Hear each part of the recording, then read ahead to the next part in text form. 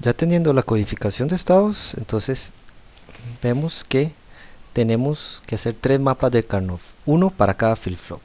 Entonces tenemos que, hay que hacer un mapa para A, uno para B y otro para C. Entonces comencemos con el A. El A, vamos a ponerlo acá, depende de tres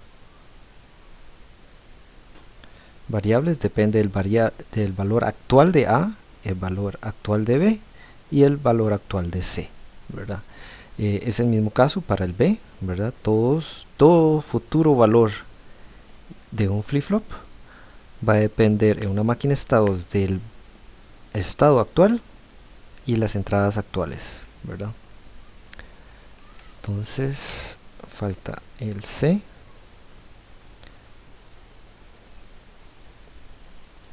A, B y C.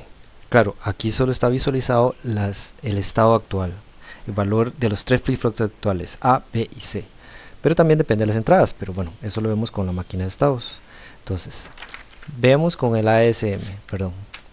Vemos el ASM, aquí ya está codificado los valores, ¿verdad? Entonces comencemos con el A. ¿En qué casos este bit, este flip-flop, pasa de 0 a 1? Vemos que en este caso no pasa, de este caso a este no pasa, de este caso a este no pasa, pero a este sí pasa. O sea, cuando estemos en el estado C, puede ser que el flip-flop A se pase a 1 o se quede en 0. ¿Depende de qué? Depende de la entrada actual, de E2. Si E2 vale 0, nos ponemos en alto. Si E2 vale 1, nos ponemos en bajo. O sea, dependemos del valor inverso de E2 en el estado C. Entonces, el estado C es esta casilla, ¿verdad? Que corresponde a esta. Entonces, este depende de E2 negado, ¿verdad? Ese sería el mapa de A. Veamos B. Caso de B, 0 pasa a 0, aquí no hay que hacer nada. Del estado B tampoco hay, del estado B sí, del estado B no depende de ninguna entrada, incondicionalmente de 0 pasa a 1. Entonces, ¿cuál es el estado B? El estado B es este, ¿verdad? Quiere decir que acá hay un 1. O sea, cuando estemos en este estado, siempre el flip-flop B se va a poner en alto, no importa qué. Veamos que otras condiciones se ponen en alto.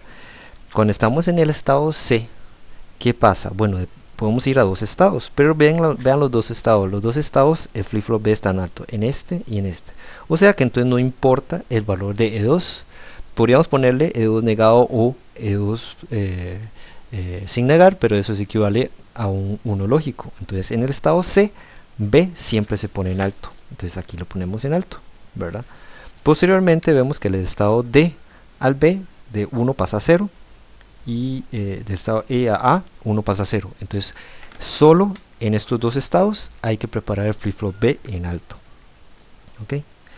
El flip-flop C, podemos ver cuándo se pone en alto. Se pone en alto en esto. Se pone en alto en el estado A, depende de E1. Ven que C se pone 0 a 1 si E1 es 1. Entonces es ese acá, E1, ¿verdad? Después, en el estado B se pone en alto incondicionalmente, ¿verdad? Entonces aquí hay un 1. Después vemos que en el estado C se pone en 1 si E2 está negado, ¿verdad? Igual que en el caso del A, ¿verdad? Entonces acá es E2, E2 negado. ¿Y qué otro caso?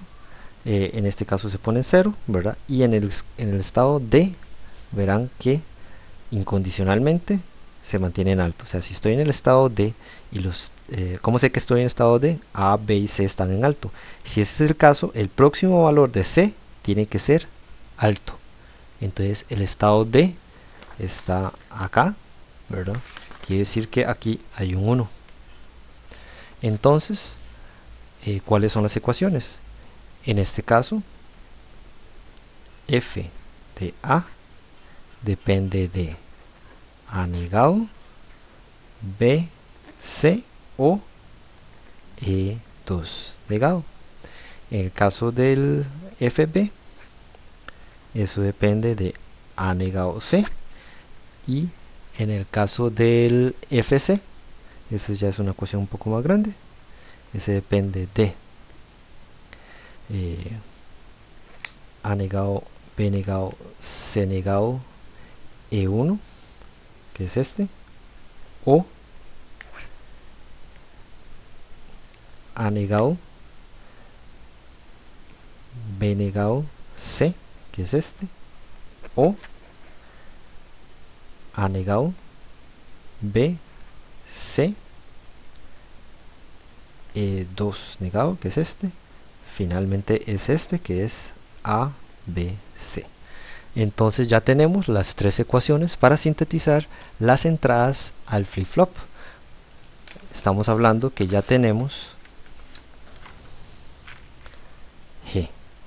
O sea, aquí están los tres flip-flops, aquí tenemos las tres ecuaciones para definir todo el circuito según las entradas y según el estado actual de A, B y C.